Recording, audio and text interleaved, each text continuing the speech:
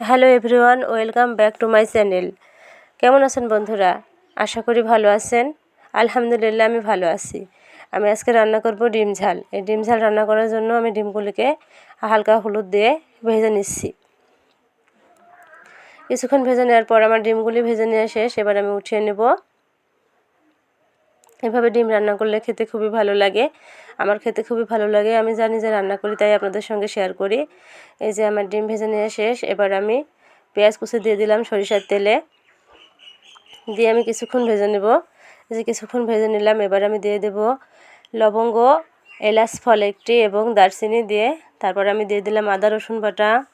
এরপর আমি দিয়ে দিচ্ছি ঝালের গুঁড়া, তারপর দিয়ে দিলাম পেঁয়াজ রসুন বাটা, জিরা ধনিয়া বাটা, সব রকম মশলা দিয়ে এবার আমি হালকা হলুদ দিয়ে নেব। এই যে আমি হালকা অল্প মতো একটু হলুদ দিলাম, দিয়ে এবার আমি কষিয়ে নেব। কিছুক্ষণ কষিয়ে নেব। কিছুক্ষণ কষিয়ে নেওয়ার পর হালকা পানি দিয়ে দিব। কিছু পানি দিয়ে দিলাম, দিয়ে তারপর আবারও আমি কষিয়ে নিচ্ছি। কষিয়ে নেওয়া শেষ। এবার আমি দিয়ে দিলাম বাদাম বাটা। বাদামগুলোকে আমি আগেই বেটে রেখেছিলাম। এখানে আমি হাফ বাটি পরিমাণ, ছোটো বাটির হাফ বাটি পরিমাণ বাদাম বেটে নিয়েছি। কাঠবাদাম ছিল। এগুলি বাদাম বাটা দিলে স্বাদ টেস্ট দুটোই বাড়ে, পুষ্টিগুণও বাড়ে, খেতেও অসাধারণ লাগে, স্বাদটা একটু আলাদা লাগে।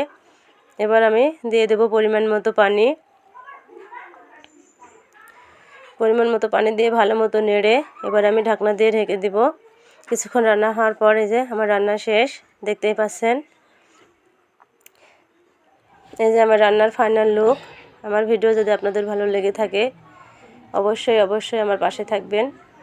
এই রান্নাটি খেতে খুবই ভালো লাগে, অসাধারণ লাগে। আপনারা বাসায় ট্রাই করে দেখতে পারেন। আজকের ভিডিও এ পর্যন্তই। সবাইকে ধন্যবাদ।